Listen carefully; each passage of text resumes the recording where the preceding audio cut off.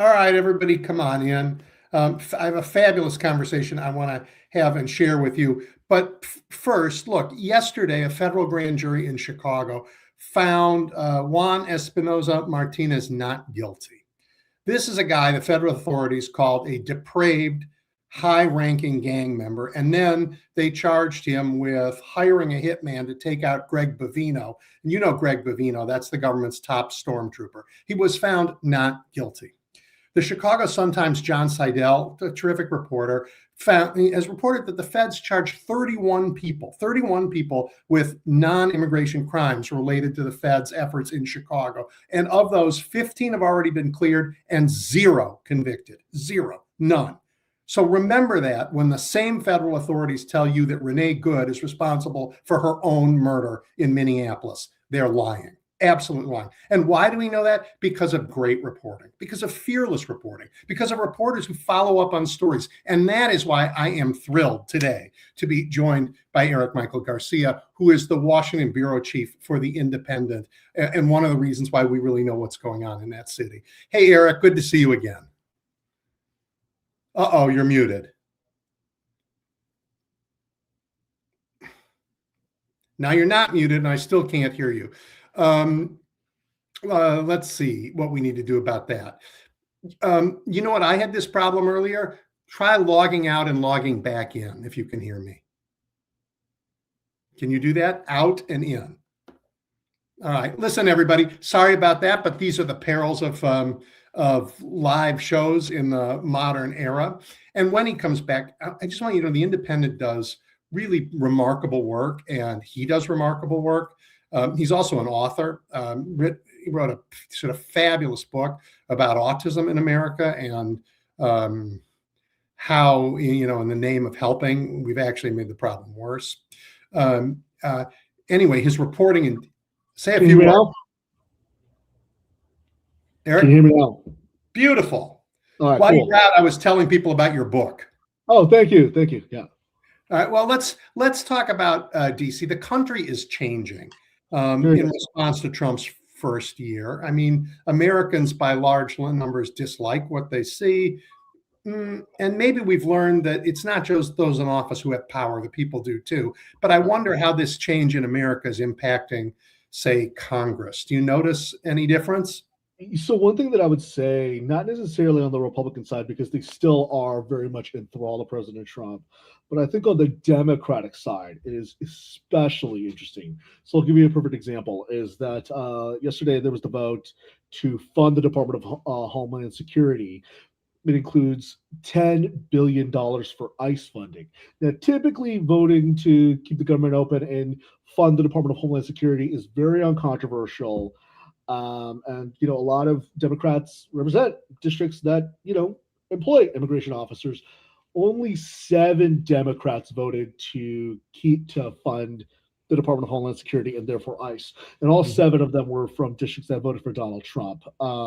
But even Democrats from districts that voted for Donald Trump, like Adam Gray, who had one of the closest elections in California, he told me the day before the vote, he was like, I'm really concerned that ICE is detaining American citizens. He's like, that should be a red line. And he's like, look, I'm pro law enforcement. He voted for the Laken Riley Act. He votes regularly with, he's an immigration hawk. His district swung from I think voting for Biden by 10 points in 2020 to 5 points for Trump in 2024. So that to me is interesting. Representative Angie Craig, who voted for the Laken Riley Act earlier this last year, she voted to thank ICE officers. Now she is saying, I'm not going to, I asked her, how are you voting for this? And she said, in her words, not mine, hell no on this. So I think it is very interesting. And then even the Democrats who I spoke to who voted for the Homeland Security bill, they said, I voted for this because of FEMA things, because of FEMA emergency. And they said specifically, this bill does not defund ICE. They're like, give me a bill that Vicente Gonzalez, who represents a border district that votes for Trump, that employs ICE officers, that employs CBP officers. And guess, as a lot of people know, guess what? Until just very recently, a majority of CBP officers were Hispanic. He said, "You give me a bill to defund ICE, I'm there. He said, and closes these facilities. So there is now this feeling on the Democratic side that not only is there permission to vote to rein in ICE, it's almost expected. So I think that's the biggest thing. And then even now you're seeing Vice President J.D. Vance went from like basically smearing Renee Good.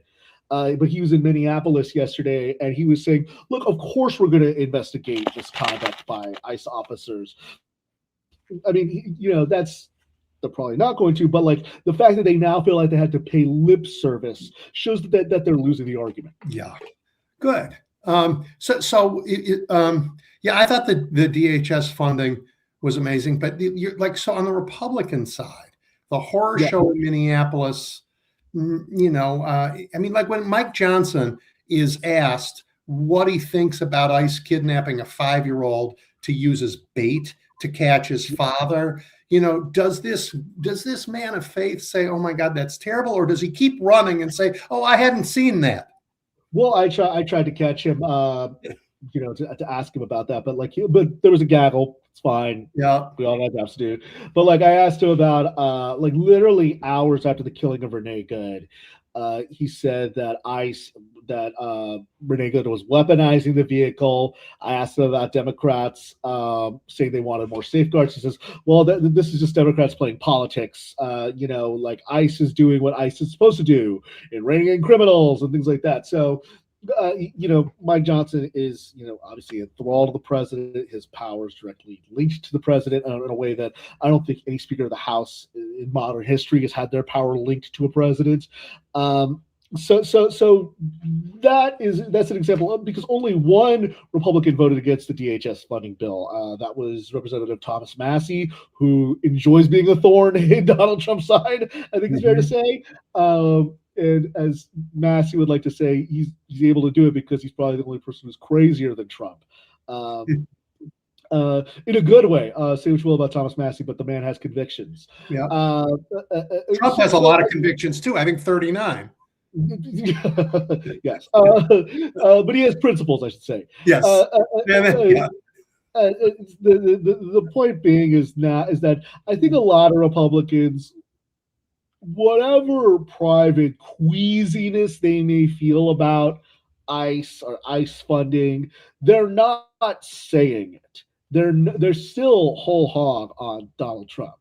And the same should be said about tariffs. The rule that blocks Congress from voting on tariffs expires next month or in March. And I don't see any Republicans trying to defect and say, "Look, we need to be able to have." I'm sorry, but I'm forgive me for reading the Constitution, but Congress is supposed to have the power of taxation. Mm-hmm. But well, don't you think they're holding out for the Supreme Court to get them off the hook? They are. They're holding up at the Supreme Court, obviously. But why does it need to go to the Supreme Court? I thought that we were supposed to, in civics, we were taught that Congress has the power of taxation. That's the job of Congress, so that we don't have an autocratic president. Forgive me, I actually read the Constitution. Yeah. Funny you should ask, but I keep it with me. Yes, exactly. Yeah. By the way, along with this. Absolutely, it's a good book. Yeah. Right next to each other.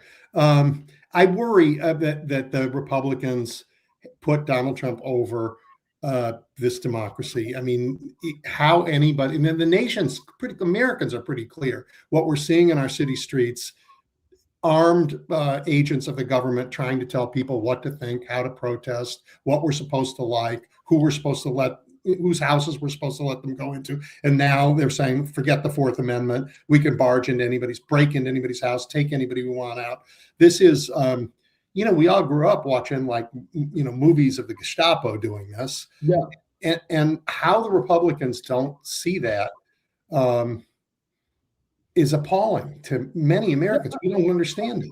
I mean, even just like looking at your own general job welfare, like just your long term. So, for example, Representative Brian Fitzpatrick represents Bucks County, Pennsylvania. In November, they elected a new sheriff and prosecutor, I believe, that said, like, look, we're going to stop cooperating with ICE. And you would think that someone like Representative Fitzpatrick, who's sells himself as a moderate, would say, okay, maybe I should probably do more to rein in, Mhm. ICE spending. The same could be said for any of the Republicans from Minnesota and from Minneapolis, but Representative Tom Emmer is largely the guy who put the bug in Trump's ear to send ICE. He was the one who was yammering all the time about Somalis, and even though he co-founded the Congressional Somali Caucus in the past, and he was the one who kind of is cheering on the president going on this. So even, I mean, there are plenty of Republicans in California. I grew up in California. My dad's a California Republican, and they should be concerned about their own jobs, because look, California. There's a lot of Hispanics in California, including a lot of Hispanics who voted for Trump, who don't like ICE raids on. Yeah, I mean, ICE raids in Chicago brought the Hispanic community, the white community, the black community, by the way, who have traditionally been segregated in Chicago, Yes, all together in opposition. Yeah, no, yeah. I mean, what's the old saying about Southern racism versus Northern racism, which is that, like, in the South we will mingle, but we're not equal. In the North, we're equal, but we will not mingle. And as you said, like, in places like Chicago, in places like Minneapolis, places like there's been just a unified front in a way that I haven't seen in a long time. But you're right. Like, there really isn't a, like, you would think, just setting aside the morality for a second, just think about your own job welfare. Yeah. There is no there seems to be no incentive to break with the president on this. For example, Senator Susan right now, ICE officials are going into Maine. You would think that Senator Susan Collins, who hails from a state that voted for Kamala Harris, she's the only Republican from a state that voted for Kamala Harris, from a very liberal New England state. You would think she would at least put out a statement. She hasn't put out a statement. She hasn't said a ding darn thing about ICE agents. And you have to think to yourself, does she care about getting reelected? She's not getting reelected, and she must know it. She's done. She's looking for whatever she can get to lead. She's boiled like a lobster. Yeah. I want to talk to you a little bit about what reporting in the White House is like. I mean, the White House press corps has changed somewhat dramatically as Trump said, I want all of these liars to count them as reporters and make them part of the press corps. So I want to know if, how you think about that, and whether, that just the image of those press gaggles with those ridiculous, oh, sir, that's such a beautiful tie you're wearing today, makes those press events themselves dishonest in some way. So, like, cards on the table, I don't like going to the White House under a Democrat or a Republican. There's so many restrictions to be, in the White House, whether it's under Biden, Obama, Trump, whatever. Yep. But I'll give you a perfect example. Is that as much as yes, there are significant restrictions. I should say we have a fantastic White House reporter in Andrew Feinberg who loves doing it. He loves doing it more than I do. He's always saying, like, you need to come over and cover the White House a little bit. I should, but like the point being is that, I'll give you a perfect example, is like a few days after the White House put us on their media offenders list, like 2 or 3 days later, Carolyn took a question from Andrew Feinberg, our reporter. Mm-hmm. So on one, and then, Carolyn got really angry at Andrew Feinberg, Andrew a few days ago. And on one end, it's kind of silly, but on the other end, it just shows that, like, look, as much as they pretend to not like the press, they kind of need us, and they kind of like the spectacle. Remember, the president of the United States is a WWE Hall of Famer. Right. He likes the spectacle. he likes as the old saying goes, the John Benner used to say, he likes feeding the alligators. And so I think that that's the important thing. But what I would add is that, and this is what Andrew said, is that while, there's this song and dance charade between the press corps and the White House, Trump's supporters don't see it that way.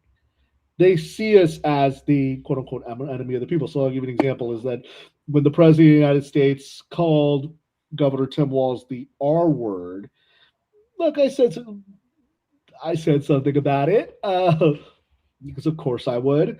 And then as a result, Mike Davis, who is a conservative pundit and who was a former staffer for Chuck Grassley, called me a R word, P word. I'm trying to be PC, and I got a lot of really ugly messages in response.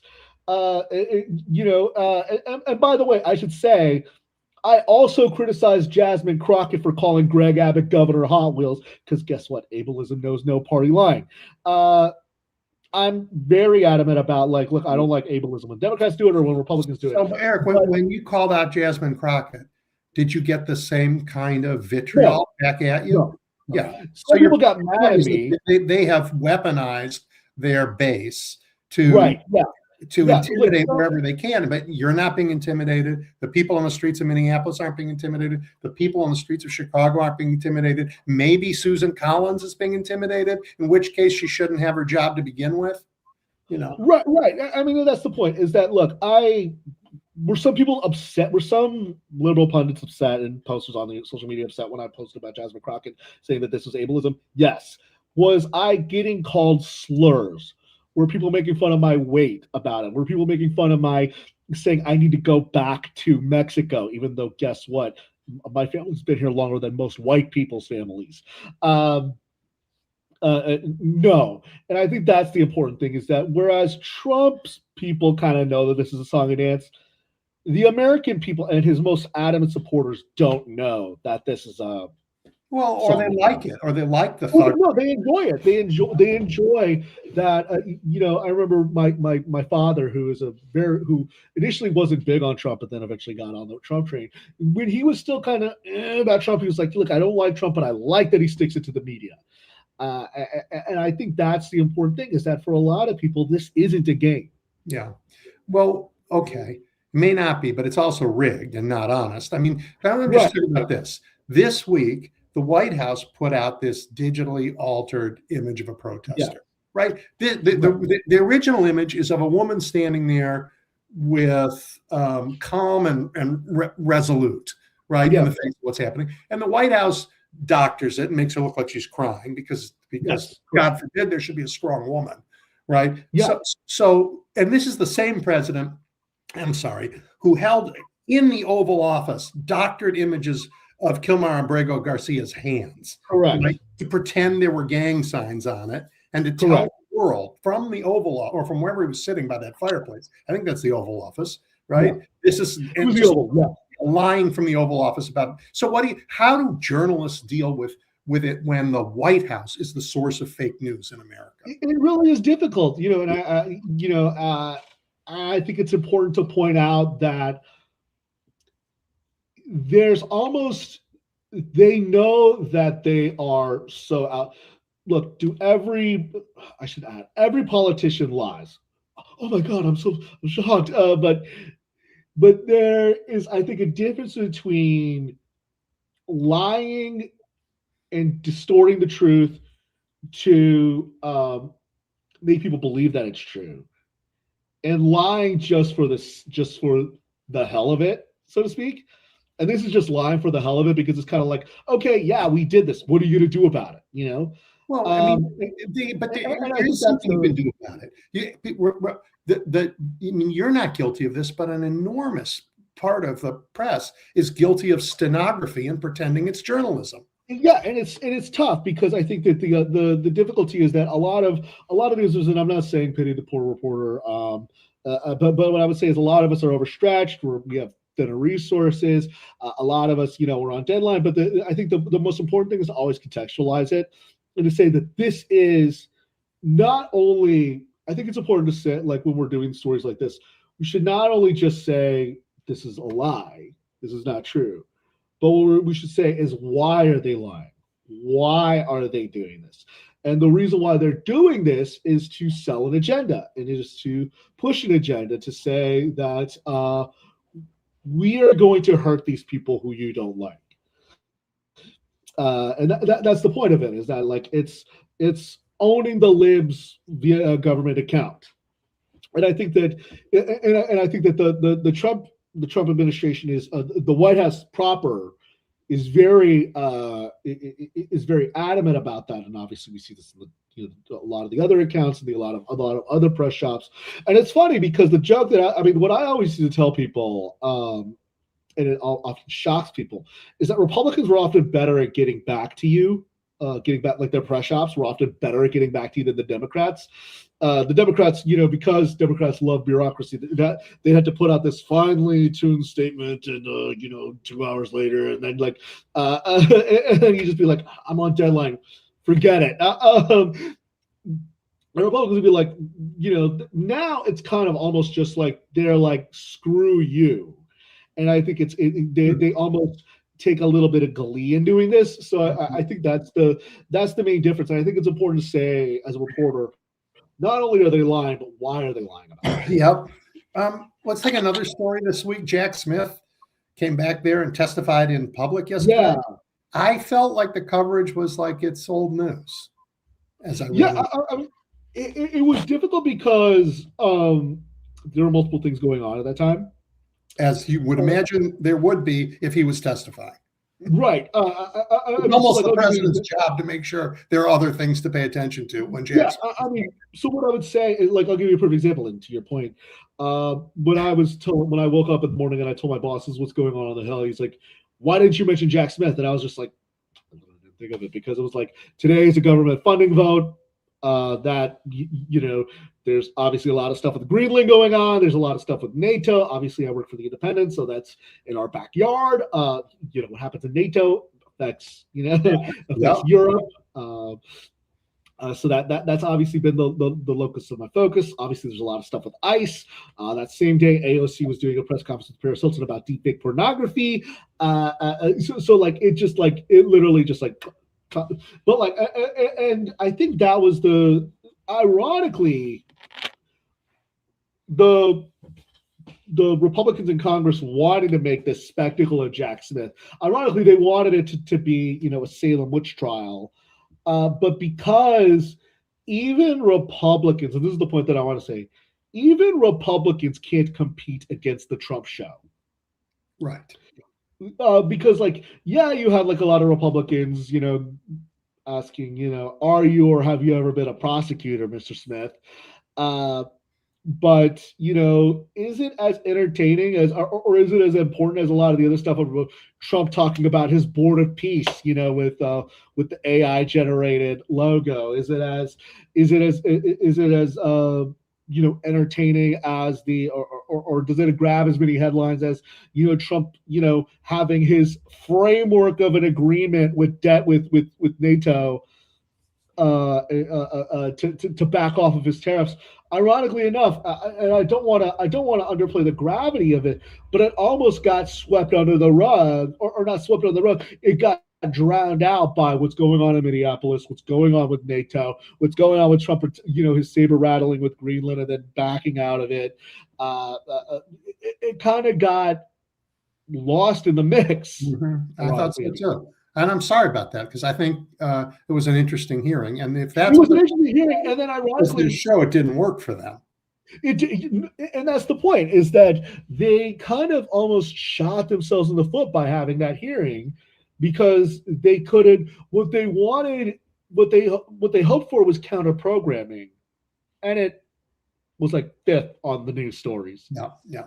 All right. So another thing that just happened, I think today, I think you're reporting on it was today, was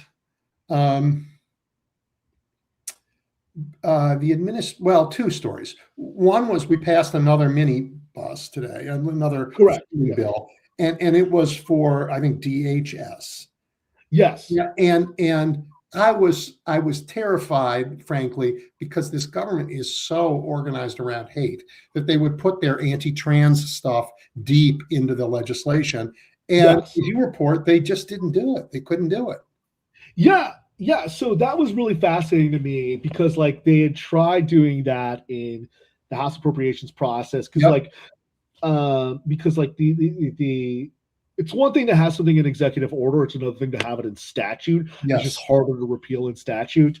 And so, but what was fascinating was that the four corners: the top Democrat, the top Republican, the top Democrat in the House and Senate, Democrats in the House and Senate on the Appropriations Committee. They hammered out the agreement, and Democrats made that a red line. They said, "We're not doing this," and it was actually. I get that a lot of transgender people are afraid, and they have every right to be afraid under this administration. But weirdly enough, they should kind of take heart that Democrats made this a red line and they stripped out the funding because the initial Republican iterations of these bills Mhm. did have a lot of anti-trans provisions, and they just didn't pass muster. And I think that is that should transgender people, of course, obviously, I don't want to diminish how scared they are, but they should also take heart that they advocated and they lobbied, and those things got stripped out. That was the same deal with Democrats going to the mat and killing the anti-trans provisions in the One Big Beautiful Bill with the parliamentarian. And I think that's important because around this time last year, there was a lot of talk about, oh, Democrats need to find a moderate position on transgender people. They need to they need to not talk as much about transgender people, even though they don't talk that They much about don't talk transgender about people. It's only the Republicans who talk It's about. only the Republicans who talk about They transgender just people. want to treat people like people. Right, And right. the Republicans say that's illegal. Right. But like that, but like what it showed was that Democrats have not paid a price on Yeah. advocating or even protecting trans people. Abigail Spanberger, just over the river in Virginia, Winsome Sears ran countless anti-trans ads in Virginia, and Abigail Spanberger beat her by 15 points. Obviously, the One Big Beautiful Bill passed, but Democrats went to the mat and they got the parliamentarian to strip out the anti-trans provisions in Medicaid. Obviously, I think so what did happen is in the NDAA, Republicans put in a poison pill to say that transgender women can't compete in women's sports and military academies. Yep. Even though the administration has already put it in place an executive order, but that that's the NDAA is a must pass. So like this, so it passed. But the point that I'm trying to make is that for all of the hand wringing about trans people, it actually isn't a political killer that people think it was. And I'll say what I always said, because I'm a college sports fanatic. I went to the University of North Carolina. Look behind me, I got Michael Jordan back behind me. Where do you think I got my middle name? I was born in Chicago, and I'm a North Carolina alum. So but the thing was, like, I remember watching college basketball and college football in like October 2024, especially in places like North Carolina and Georgia, and thinking to myself, those Kamala for them as I was like, oh, that's clever, but not for the reason people thought. It wasn't just that it was like, oh, the anti-trans stuff is clever. It was that Republicans made it seem like Democrats cared more about trans people than they cared about you. And I think that what people don't realize, what Republicans misread from that, they learned the wrong lesson, which was, oh, if we just go anti-trans, then we'll always win. No, it was that now Republicans don't realize that Trump caring all about the Nobel Peace Prize. You could very easily say Trump cares about his peace prize. Democrats care about lowering prices. It's the same deal. So that's what I would say is that ironically enough, trans people should take some kind of heart, even in the midst of all this anti-trans. I want to talk about a related victory that happened, I think, today. The Justice Department decided to abandon its appeal Yes. when the courts said you can't defund schools for their DEI efforts. Correct. Right? Yeah. And so I want to ask you this: did they give up on that because, like, no matter how creative their lawyers are, they just simply can't keep defending this lawless administration? Or did they give up on it because all of the DOJ lawyers are busy trying to bury Epstein files and to investigate the president's enemies? Is this a I think manpower problem, or is this yeah? I think it was more they just recognized that they couldn't defend it, and it was just like they were just not Can't win. just not up to muster. Good. And look, there's only so many resources that you could do. And look, again, Linda McMahon is the former executive of WWE. She's not necessarily an expert on education policy. No, I remember that when she said Al was going to be in every class. Yeah, exactly. Yeah. Al was going to be in every class. She didn't know what IDEA stood for. She knew that it's different disabilities, but it's not. That's basic. That right. It's just which reminds me again. Like, is there ever going to be a price to pay for Republicans who confirmed the least capable cabinet in American history, the least qualified, the least prepared for their jobs? Well, I'll give you an example. Is that for example, Tom Tillis is retiring. He voted to confirm Pete Hegseth. Joni Ernst is retiring. She voted to confirm Pete Hegseth. Ironically enough, the person who's paying the biggest price is Senator Bill Cassidy, and not because he literally voted as a gastroenterologist. He voted to confirm RFK Jr., whose ACIP board weakened the recommendations for the hepatitis vaccine, which is directly affecting the liver. And then Trump punished him for voting to convict him and endorsed his Republican primary challenger, Julia Letlow. What I would say is I don't think necessarily people don't think that much about confirmations, I would say. But the one person who might actually pay a price for confirmations, but not for cabinet officials, is probably Senator Susan Collins, because of her votes to confirm Justice Gorsuch and Justice Kavanaugh. She was able to win quite resoundingly and pull off an upset victory in 2020, I should say, because she had voted against Amy Coney Barrett. But now that was before Dobbs.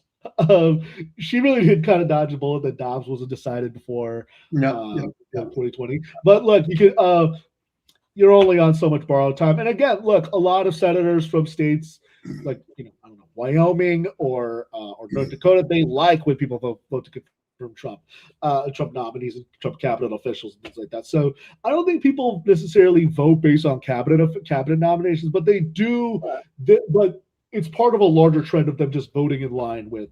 So we are in the midst of, starting today, an enormous storm in America. Rain, rain, snow, cold. Oh yeah, the grocery stores are empty. And there are likely to be major power outages. There might even be reasons why Americans need FEMA.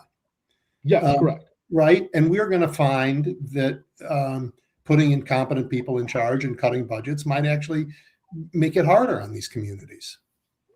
Yeah, and it's funny because if you talk to any Republican governor in Florida, there's a reason why they don't like a lot of government, but they know you got to handle the hurricanes. That's why the reason why Ron DeSantis got overwhelmingly reelected in 2022 is because he handled the hurricanes well, partially. And I've been joking with a friend of mine that Trump 2.0 is basically him speed running George W. Bush's second term. We remember that the thing that really killed Bush's approval rating was not the war in Iraq. It was Hurricane Katrina. And in the same way, look, I hope to God, not for the sake of the Trump administration, but for the sake of Americans, people all over the country, that there are competent career government officials who actually know what the hell to do. At that point, I don't care if Trump gets the credit or not. I just care that people are alive and they're able to be okay. But there are consequences when you don't put in place competent people, or you let Elon Musk take a chainsaw to an entire department. So. Everybody is anti-FEMA until they need FEMA. One of my favorite stats is that Barack Obama won Staten Island in 2012 because he handled Hurricane Sandy so well. That's interesting. Yeah. And for those who don't know, those who are ignorant, Staten Island is where all of NYPD lives. Yeah, it's very Republican. It is not they do not vote blue. They wear the blue. They don't vote blue. They wear the blue, but they don't vote blue. Yeah. All right. Well, Eric, I really appreciate this conversation and your insight into what's going on in Washington and how it relates to what's going on in the rest of the country. And it'll be interesting to see as the country continues to change. And I think we are. I mean, I think the Trump are more rabid but smaller, more determined but fewer of them. And the most of America is making up their minds. They just don't like what they see. And we're going into an election, and so long as elections matter, that'll be interesting. So I believe they do, and I believe they do. Like, I'm not that much of a doomer. Look, Americans, every president, this is the thing that I always say, and I just, this is kind of Eric's first rule of politics. Every president misreads their mandate. Most people who voted for Donald Trump did not vote for Stephen Miller's fever dream. They voted because gas is expensive and their groceries are expensive. Well, guess what? Your groceries are still expensive, and they're more expensive now because we were tariffing coffee until Trump repealed the tariffs. Somebody told them that we can't grow coffee here in the U.S. We can't grow coffee here. Yeah. And most people, even people who wanted a control on immigration, didn't want this. They didn't want people sleeping under the bridge, in Juarez. But they didn't want a 5-year-old in Columbia Heights, Minnesota, to be taken to a detention facility in San Antonio. So, yeah. All right. Well, thank you, and let's stay in touch because I think we have a lot to talk about. We got a lot to talk about and a lot to think about. Oh, well, I really appreciate it, and I really appreciate your work. Everybody, you can find it at The Independent, and a really important organization for helping us, particularly with this like industrial scale propaganda that's gone on in America. News outlets that are courageous are more important than ever. Thanks so much, man. Thank you. Take care.